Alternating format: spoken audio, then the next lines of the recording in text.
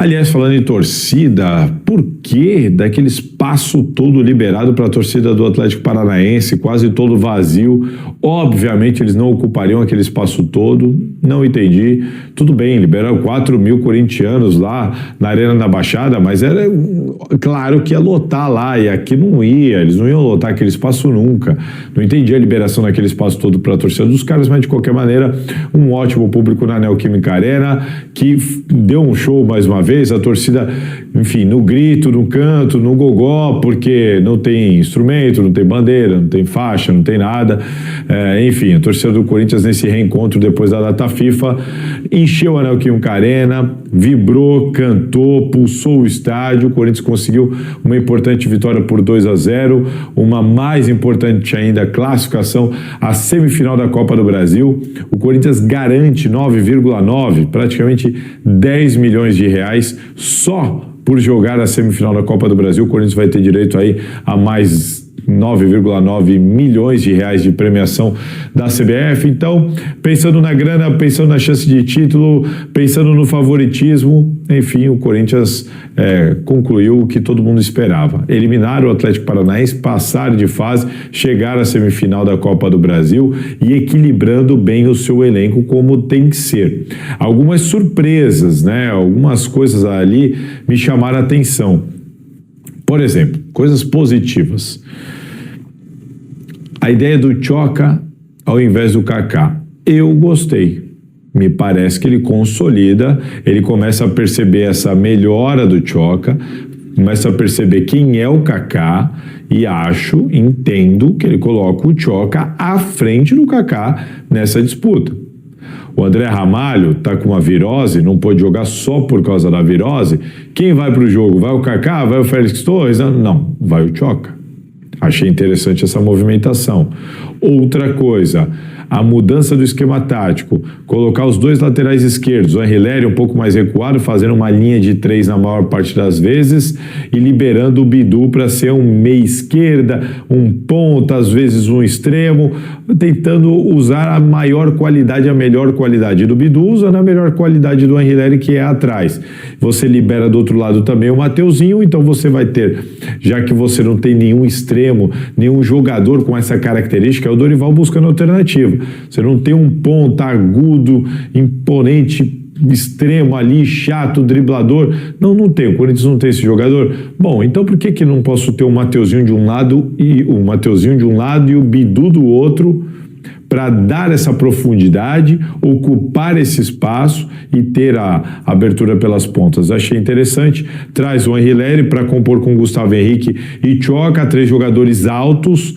Libera Maico e Breno Bidon com a bola para fazer a transição, Garro, Memphis e Guinegão. Interessante.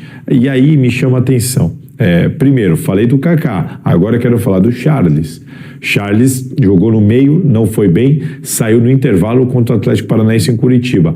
Foi para a lateral contra o Palmeiras, tenebroso, jogou muito mal. O Dorival tentou ali, né, dar uma moral na coletiva, mas o Charles jogou muito mal, fez um pênalti imprudente e perdeu essa vaga. Sem o Carrilho, sem o Martínez, ele mexe no esquema tático e mantém Breno Bidon e Maicon no time.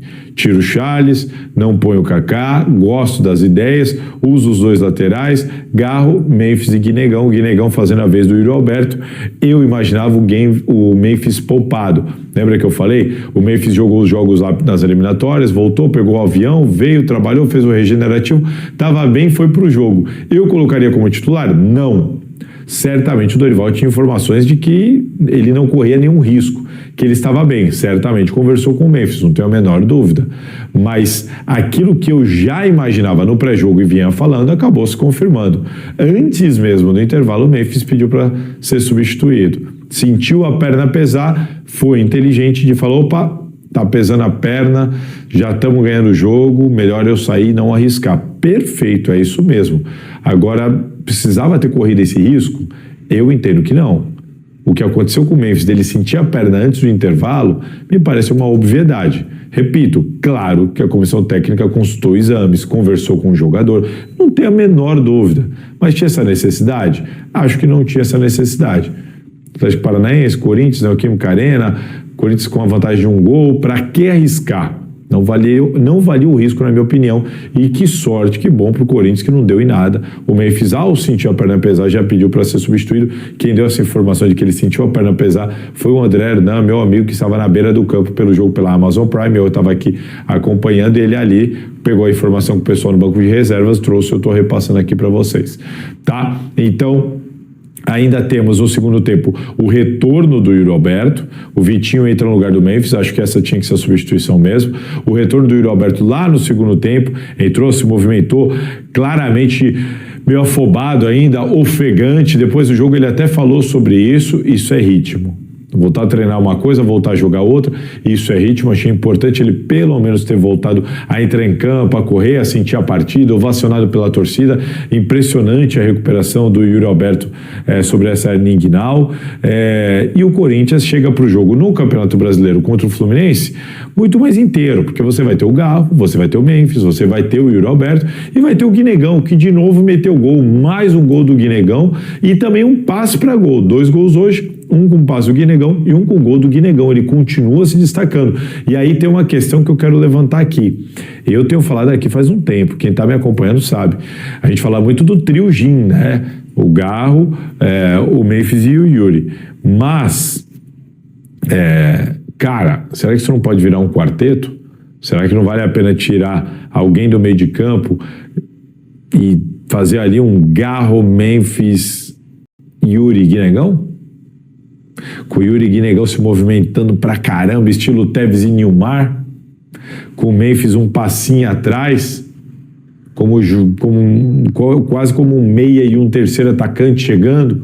Não, velho, é incrível, né? É incrível.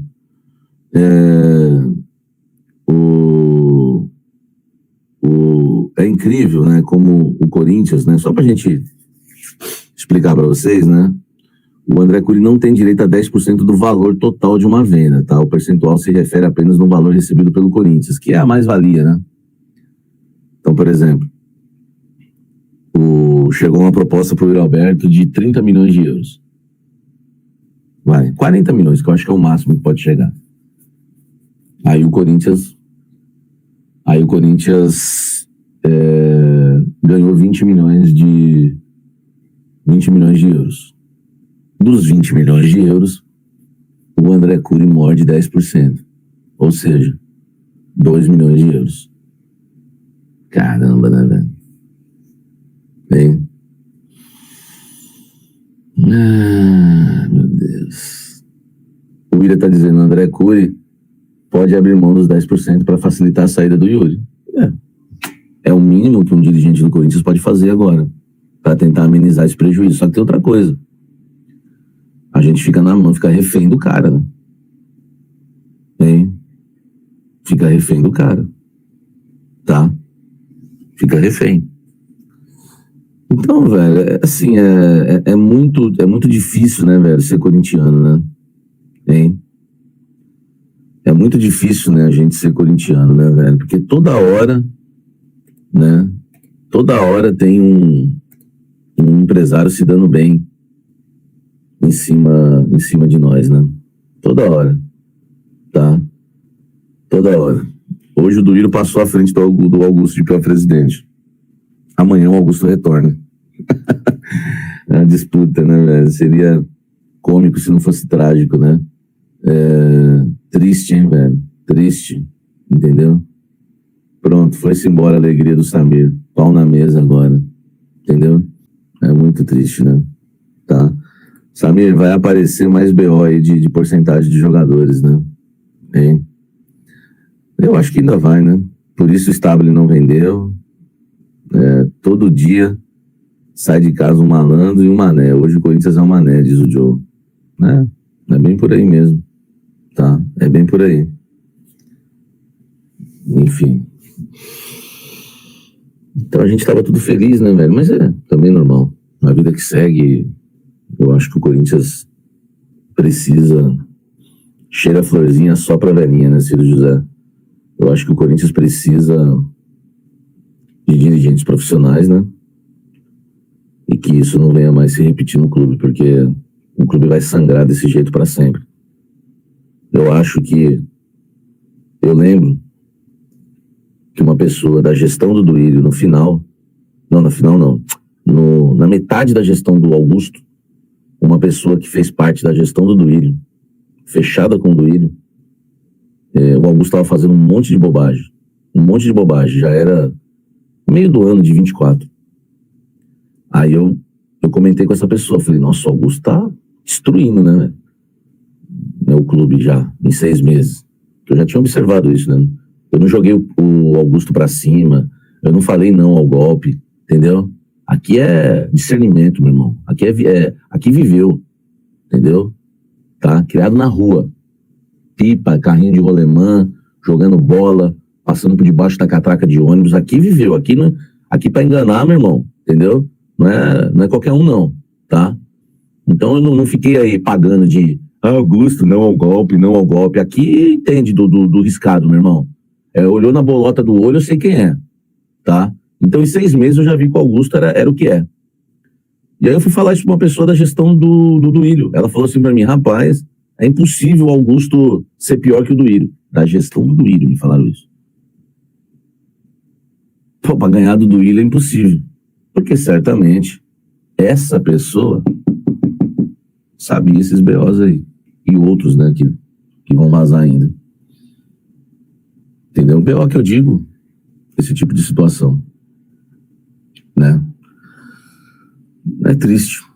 Mas aí o Augusto, claro, né, com muito empenho, com muita dedicação, com muito trabalho, sem dormir, sem ver a família, trabalhando 24 horas, ele foi lá e conseguiu superar o Duílio.